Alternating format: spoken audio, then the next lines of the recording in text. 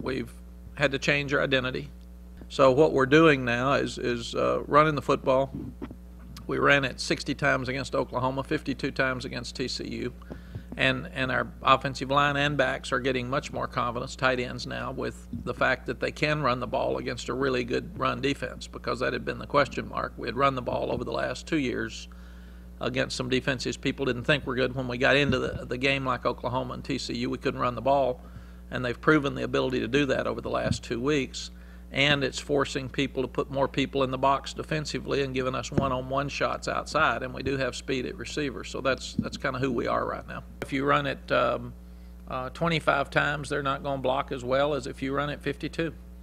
I mean, it's just an attitude. It's when they know that if you don't get yards on this play, we're going to keep running it. We're going to keep running it, but it's up to them to make it work in the third and fourth quarter. Then they bring it with a different attitude for the whole game. We're sitting there Saturday night, and Major and I were talking about it. Tyrone wants to play.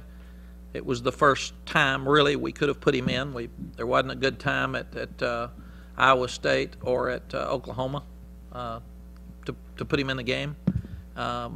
We hadn't heard whether David was improving or doing a lot better. We didn't know.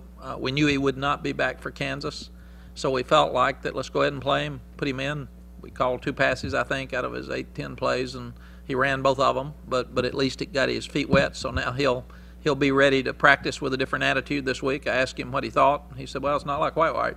What you do is you try to win a game, and you never ever think about anything other than that going into the game, and then you make your decisions.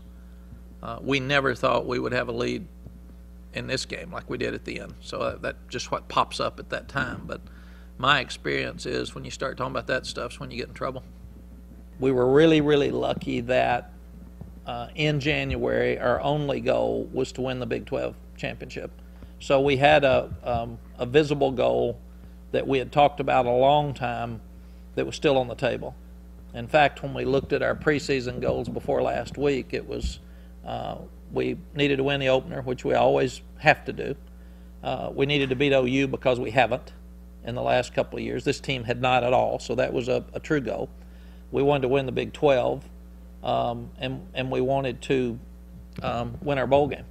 And all of those things after OU are still intact for us to do what we wanted to do. And I think that probably helped us, because we could go back and say, okay, we're not happy with the 2 games. Wish we had them back, we don't. But all of your tangible goals are still there that you set.